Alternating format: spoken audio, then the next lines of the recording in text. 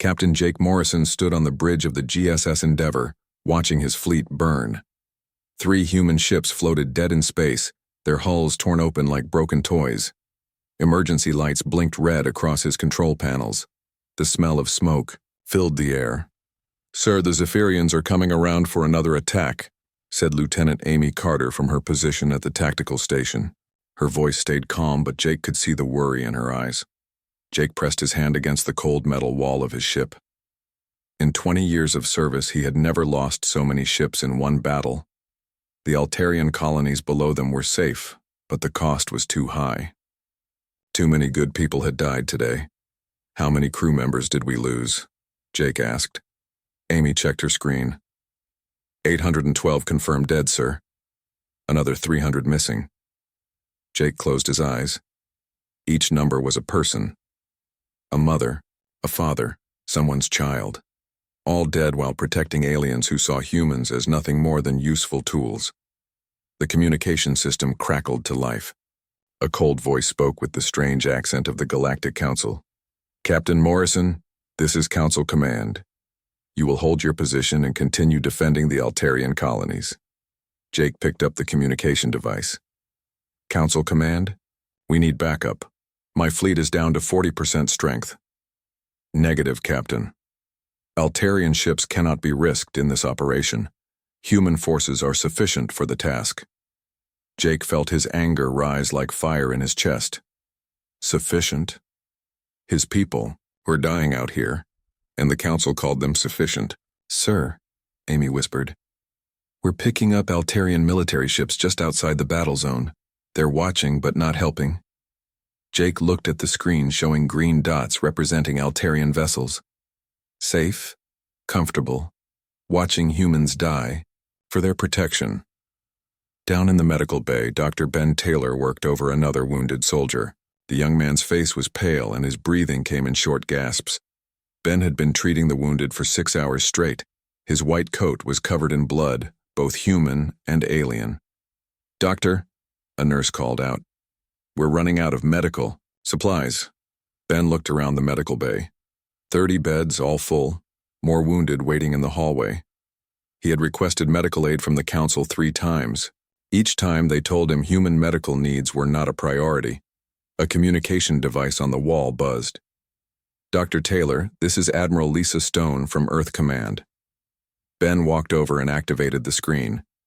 Admiral Stone appeared, her gray hair pulled back and her blue eyes serious. "Doctor, I'm getting reports about heavy casualties. What's your situation?" "Bad, Admiral. Very bad. We've lost over 800 crew members today and the wounded keep coming. The council refuses to send medical supplies or backup." "Admiral," Stone's face grew dark. "I see. Thank you for the report, Doctor." Back on the bridge, Jake received another message from Council Command. "Captain Morrison, intelligence reports suggest the Zephyrians are planning to attack the mining stations next. You will move your fleet to defend them immediately." Jake stared at the message. Move his damaged fleet to another battle? Leave the wounded behind? Fight another hopeless battle while alien ships stayed safe? Amy walked over to him holding a datapad. "Sir, I've been monitoring council communications. You need to see this." Jake took the datapad and read the intercepted message. His hands began to shake with anger. The message was from a council leader to another. "The human losses are acceptable. Better to lose human ships than risk our own vessels. Their breeding rate is high enough to replace casualties quickly." Jake read the message 3 times. Acceptable losses, breeding rate. They talked about humans like animals.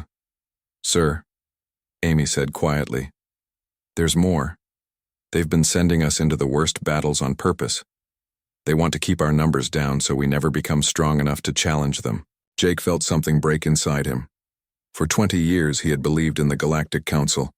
He had fought their wars, protected their colonies, and lost friends for their cause. All while they saw him and his people as disposable tools. He walked to the communication station and opened a channel to all human ships in the fleet. "This is Captain Morrison to all vessels. I want every ship captain to hear this message from the council." Jake read the intercepted communication aloud. He heard gasps and angry voices from other ships. "Good. His people deserve to know the truth. Captain Morrison, came the angry voice from Council Command. You are ordered to cease all unauthorized communications and follow your orders. Jake picked up the communication device one last time. Council Command, this is Captain Jake Morrison. I have new orders for you. You do not give orders to the Council, Captain. I'm not giving you orders, Jake said. I'm telling you what's going to happen. My fleet is leaving. We're done fighting your wars. The communication channel went silent. Then an alien voice, high and scared, came through. Captain, you cannot abandon your position. The colonies will be defenseless. Then defend them yourself, Jake said and cut the communication. He turned to Amy. Send a message to Admiral Stone. Tell her to recall all human forces from Council operations. We're going home. Amy smiled for the first time that day. With pleasure, sir. Admiral Stone received Jake's message in her office on Earth. She had been waiting for this moment, hoping it would never come, but knowing it eventually would. The Council had pushed too far. She stood up and walked to the large window overlooking the shipyards. Hundreds of human vessels were docked there, being repaired or built. All of them had fought for aliens who saw them as nothing more than useful weapons. Admiral Stone opened a communication channel to every human military unit in the galaxy. This is Admiral Lisa Stone, Commander of Human Fleet Operations. Effective immediately, all human forces are ordered to withdraw from Galactic Council military operations. Return to your home bases. We are done. Across the galaxy, human ships began turning around. They left their positions guarding alien colonies, protecting alien trade routes, and fighting alien wars. For the first time in over a century, humanity said no. The Endeavour limped through space toward home, its hull scarred, but its crew alive. Jake stood on the bridge watching the stars. Behind them, emergency signals from Altarian colonies filled the communication channels. Sir, Amy reported, the Zephyrians are already moving toward the undefended colonies. Jake nodded. Not our problem anymore. Dr. Taylor treated the last of the wounded as they traveled home. Many would live, though some would carry scars forever, but they were going home, and that made the long hours worth it. The news spread quickly through the galaxy. Humanity had walked out. The species that had fought every major battle for over a century had simply left their posts and gone home. In council chambers across the galaxy, alien leaders stared at empty screens where human commanders used to report. The reality began to sink in slowly like cold water filling a sinking ship. They were alone. 3 months had passed since humanity walked away, and the galaxy was falling apart. Senator Crix Val sat in his office on the Altarian homeworld, staring at the latest reports. 4 colonies lost in 2 weeks. The Zephyrians moved through space, like hungry wolves taking everything they wanted. Without human ships to stop them, nothing stood in their way. The tall, blue-skinned Altarian rubbed his forehead with thin fingers. For decades, he had voted against giving humans equal rights in the council. They were just soldiers, he had always said. Useful tools for keeping the peace. Now those tools were gone, and his people were dying. His communication device buzzed. Senator, the mining colony on Altair 7 has gone silent. We believe it has fallen to the Zephyrians. Crix Val closed his eyes. Altair 7 had 30,000 colonists. Had. Past tense now. Across the galaxy, Commander Zeltar of the Zephyrian fleet stood on his command ship, looking at star maps. Red marks showed his recent victories. In 3 months, he had taken more territory than in the previous 5 years combined. Commander, his aide said, the path to the Centauri trade routes is clear. No human ships detected. Zeltar nodded slowly. He was a warrior, and he respected other warriors. The humans had always been his most dangerous enemies. They fought with a fire that other species lacked. When cornered, they became more dangerous, not less. But now they were gone. Simply gone. It confused him. The humans were fools. His aide continued. They had the strongest fleet in the galaxy, and they just walked away. Perhaps, Zeltar said quietly. Or perhaps they were smarter than we thought. On Earth, Captain Jake Morrison walked through the memorial garden that Dr. Ben Taylor had created. Thousands of white stones, each one marked with a name. All the Yao, humans who had died fighting alien wars. Jake stopped at one stone. Commander Lisa Brooks died defending Vegan Republic mining station. Lisa had been his friend since the academy. She died protecting aliens who never even learned her name. The garden grows larger every day, said a voice behind him. Jake turned to see Dr. Taylor approaching carrying fresh flowers. More families are coming forward, Ben explained. They want their loved ones remembered. The council never kept proper records of human casualties. To them, we were just numbers. Jake picked up one of the white stones. It felt cold and smooth in his hands. How many, Ben? How many of us died for them? Over 400,000 in the last century, Ben said quietly. Fathers, mothers, sons, daughters, all fighting wars that weren't ours. Meanwhile, in the council chambers, Greg Palmer faced the most difficult meeting of his career. The human ambassador sat at a small table, surrounded by desperate alien leaders. Ambassador Palmer, Senator Crixval said, his voice shaking. My people are dying. The Zephyrians have taken 4 of our colonies. We need human military support. Greg looked around the room at faces that had once treated him with barely hidden contempt. Now they looked at him with fear and desperate hope. Senator, Greg said calmly, 3 months ago, your people called humans acceptable losses. You said our breeding rate was high enough to replace casualties quickly. Why should we help you now? An insectoid council member clicked his mandibles nervously. We made mistakes, Ambassador. We are willing to discuss better terms. Better terms? Greg laughed, but there was no humor in it. You offered us voting rights yesterday, full council membership, territory rights. Interesting how your generosity appears only when you need us. The room fell silent. These same leaders had spent decades blocking every human request for equal treatment. On the edge of human space, Colonel Sarah Hayes stood in the command center of Luna Base, watching the sensor screens. Her job was simple: protect Earth and the human colonies from any threat. Colonel, her aide reported, we're detecting alien fleet movements throughout the galaxy. The Centaurian Republic has lost their main trade route. The Vegan Republic is asking for emergency council sessions. Sarah nodded. And the council's response? They keep sending messages asking for human help. Admiral Stone has rejected all of them. Sarah had served under Stone for 10 years. The Admiral was tough but fair. If she was refusing council requests, there was a good reason. Colonel, another officer called out. We're getting strange readings from the outer system. Multiple ships approaching. Sarah moved to the main screen. A small fleet of alien vessels was heading toward Earth. Not attacking formation, but not peaceful either. Identify the ships, she ordered. Mixed fleet, Colonel. Altarian, Centaurian, and vegan vessels. They're broadcasting diplomatic codes, but they're armed. Sarah felt her jaw tighten. After months of being ignored, now they came to Earth with warships. Even their diplomacy came with threats. At his home in Colorado, Jake Morrison received a call from Admiral Stone. Jake, we have a situation.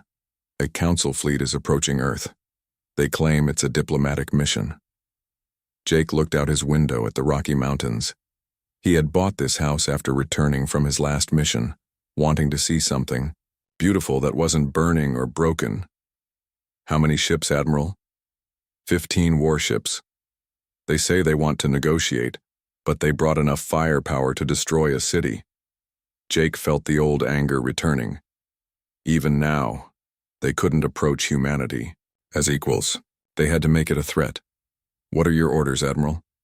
Report to Luna Base immediately. If they want to negotiate, they can do it while looking at our guns. Amy Carter, now Commander Carter, worked in the intelligence center beneath Luna Base. Her screens showed activity across the galaxy. Pirate attacks had increased by 300%. Trade routes were collapsing. Several smaller species had already been wiped out. Commander, her assistant said, I'm getting reports from our monitoring stations. The Zephyrians aren't just taking territory anymore. They're enslaving entire populations. Amy studied the data. Without human forces to stop them, the Zephyrians were becoming bolder. They had always been aggressive, but now they were becoming monsters. Her screen showed a message from one of their deep space monitors. Zephyrian fleet detected moving toward Sol system. Estimated arrival, 2 weeks. Amy's blood ran cold. They weren't just taking alien territory anymore. They were coming for Earth. She opened a communication channel to Admiral Stone. "Admiral, we have a problem. The Zephyrians are heading our way." Stone's voice was calm but serious. "How many ships?" "Long-range sensors detect at least 200 vessels, Admiral. It's the largest Zephyrian fleet we've ever seen." In the council chambers, the meeting was falling apart. Ambassador Palmer stood up to leave as alien leaders shouted desperate pleas. "Ambassador, please," Senator Crixval called out. "If humanity won't help, we're all dead." Greg turned back to face them. "Senator, my people died by the thousands protecting you.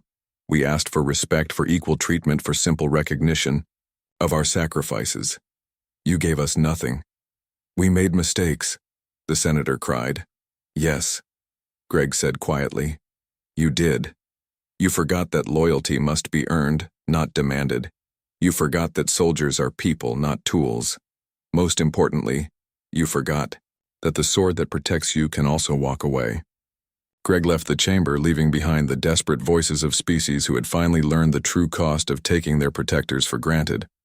The galaxy held its breath, waiting to see what humanity would do next. But humanity was done waiting for permission to exist as equals. The real war was about to begin. 6 months after humanity walked away, the galaxy was on fire. Commander Zeltar stood on the bridge of his flagship, watching another alien world surrender. The Centaurian Republic had fallen last week. The Vegan mining colonies were now under Zephyrian control. Half the galaxy belonged to him and the other half was too scared to fight. "Commander," his aide reported, "the council species are sending another message. They're begging for a peace treaty." Zeltar smiled, showing sharp teeth. "Tell them, we'll consider it after we take Earth." Earth. The human homeworld had become his obsession. For decades, human ships had stopped his advances, forced him to retreat, made him look weak. Now he would burn their world and show the galaxy what happened to those who opposed him. "Sir, our scouts report the human fleet is smaller than expected. They've been building defensive positions around their system, but they're outnumbered 10 to 1. Zeltar nodded. The humans were brave, but bravery meant nothing against overwhelming force. Soon, the species that had humiliated him so many times would kneel or die. On Luna Base, Colonel Sarah Hayes watched the approaching Zephyrian fleet on her screens. 200 ships, growing larger every hour. The largest invasion force in galactic history, all heading for Earth. "Colonel," her communications officer said, "Admiral Stone is asking for you in the command center." Sarah walked through the corridors of Luna Base, passing human soldiers preparing for battle. These weren't the worn-out veterans who had fought alien wars.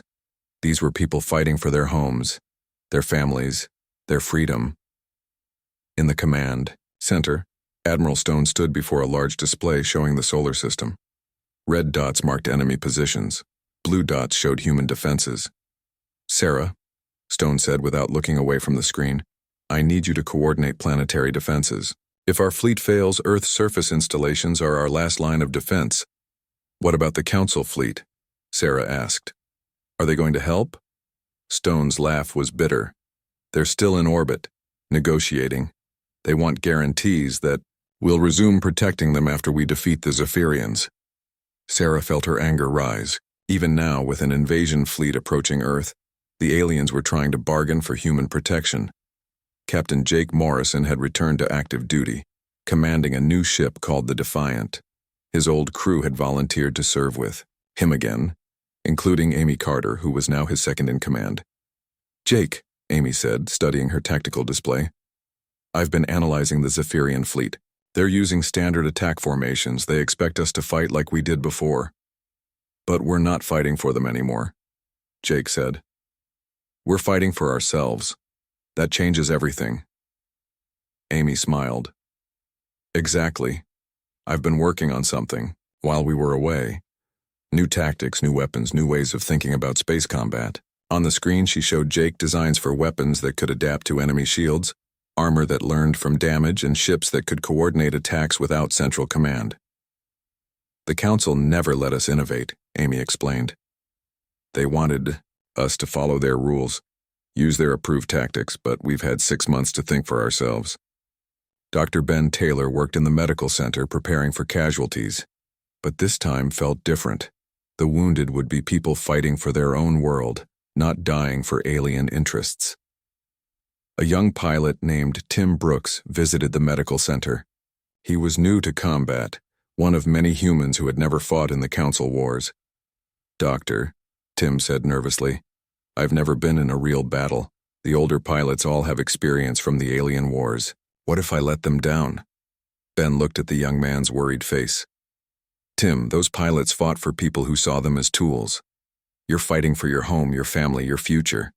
That's worth more than all their experience." Tim nodded and left, walking straighter than before. In the asteroid belt, human mining stations had been converted into weapon platforms.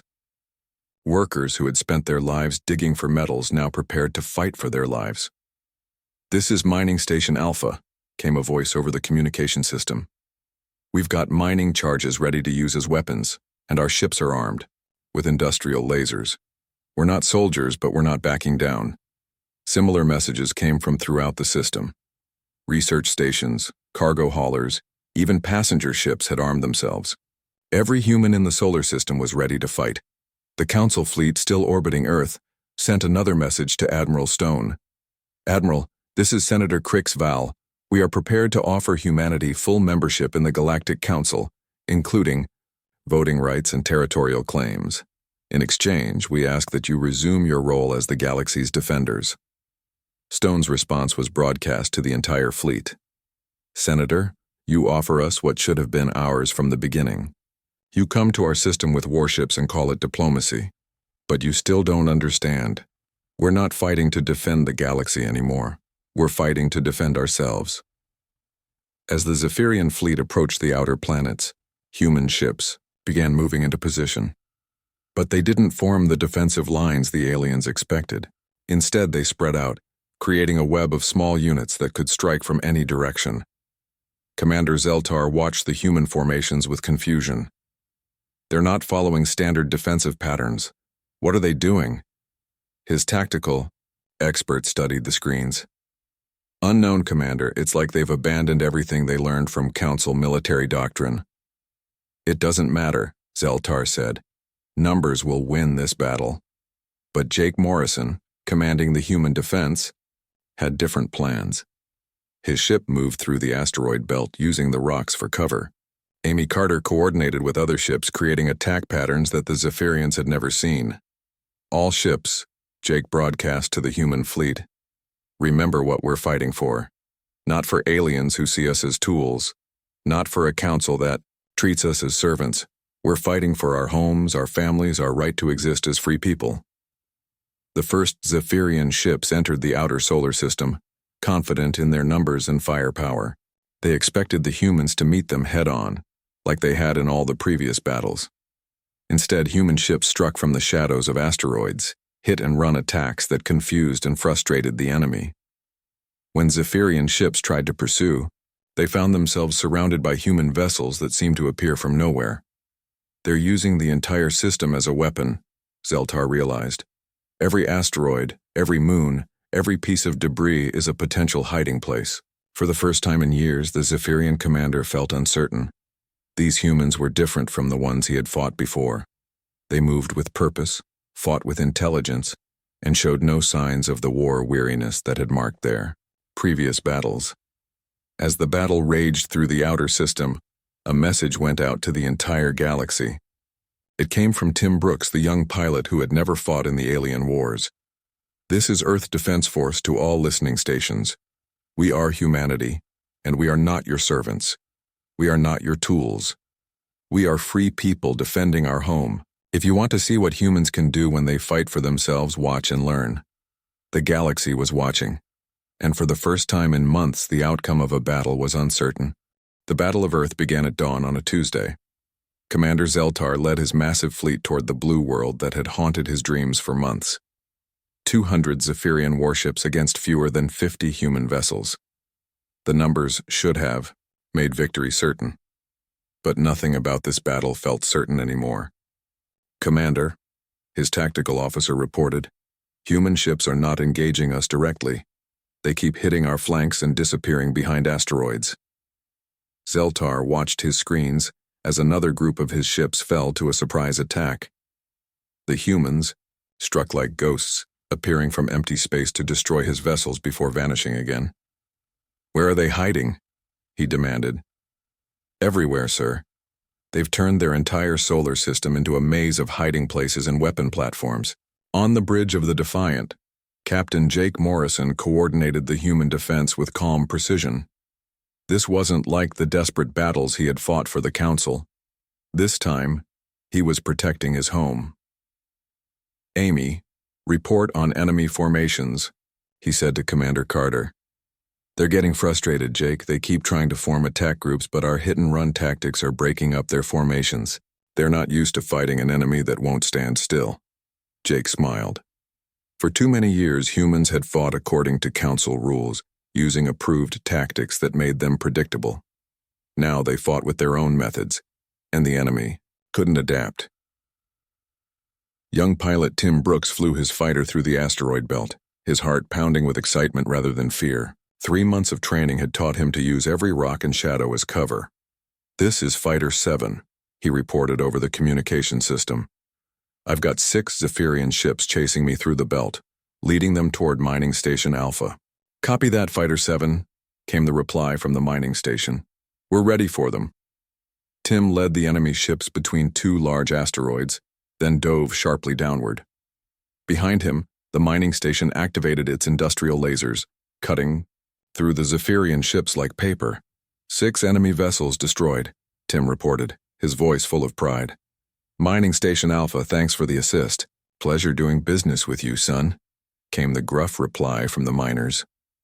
All across the solar system, similar scenes played out. Human cargo ships used their industrial equipment as weapons. Research stations turned their sensors into targeting systems. Even passenger liners joined the fight, using their engines to ram damaged enemy ships. Dr. Ben Taylor worked frantically in the medical center, treating wounded from both sides of the battle, but something was different this time. The human casualties were lighter than expected, and their spirits were higher. "Doctor?" a wounded pilot said as Ben bandaged his arm. "We're winning, aren't we?" Ben looked at the tactical displays around the medical center.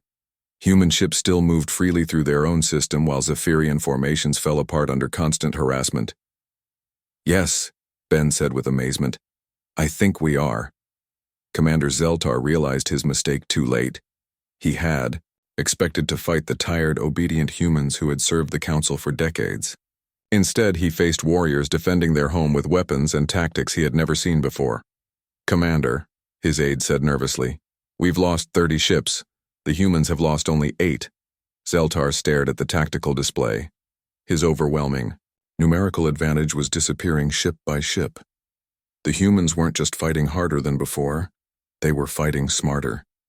"All ships," he broadcast to his fleet, "concentrate fire on Earth itself. If we can't defeat their fleet, we'll destroy their world." But as his ships moved toward Earth, they ran into the planet's final defense. Colonel Sarah Hayes had positioned weapon platforms throughout Earth's orbital space, hidden among satellites and space stations. "All planetary defenses, this is Colonel Hayes.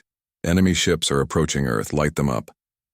Lasers and missiles erupted from dozens of hidden positions. Zephyrian ships, expecting an easy target, instead flew into a wall of defensive fire. "Admiral," Stone watched the battle from her command center, coordinating the defense with steady confidence. For the first time in her career, she was fighting a battle where victory would belong to humanity alone. "Admiral," her communications officer reported, "the Council fleet is requesting permission to join the battle."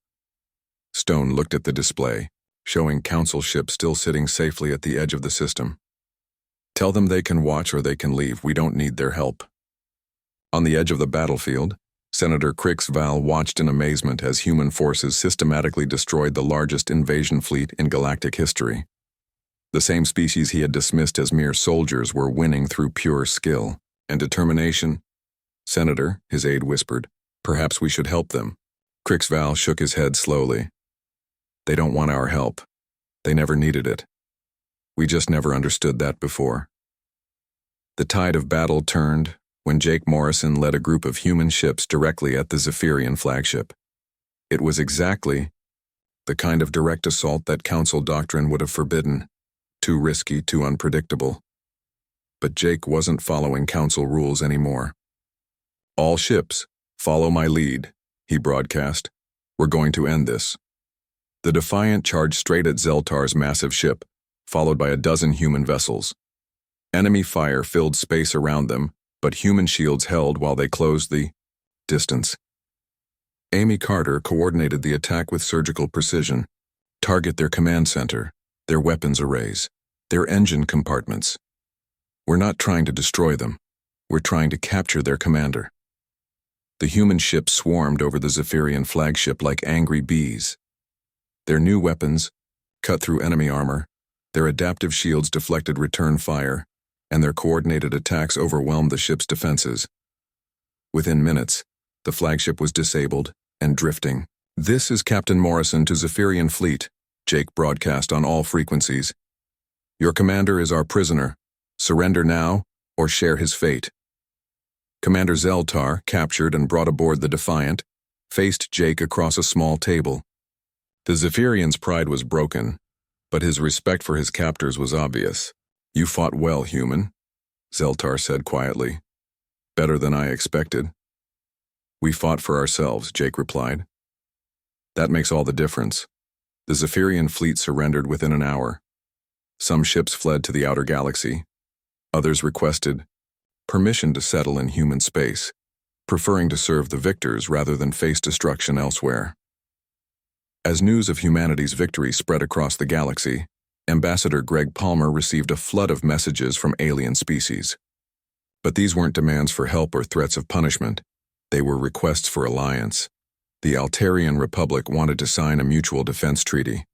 The surviving Centaurian colonies offered exclusive trading rights. Even species that had never spoken to humans before sent messages of congratulations and friendship. 6 months later, Jake Morrison stood once again in Dr. Taylor's memorial garden. But now it had a new section, stones marking the humans who died defending Earth. The numbers were much smaller, but each name was still precious. "They died as free people," Ben said, joining Jake among the white stones. "Fighting for their own world, their own future. That's worth something." Jake nodded. Around them, Earth was rebuilding. But this time, humans built for themselves, not for alien masters. The galaxy had learned a hard lesson. Humanity's greatest strength was never their willingness to fight for others. It was their ability to choose their own battles, defend their own values, and walk away when respect was denied. The galaxy held its breath, and humanity chose to breathe free.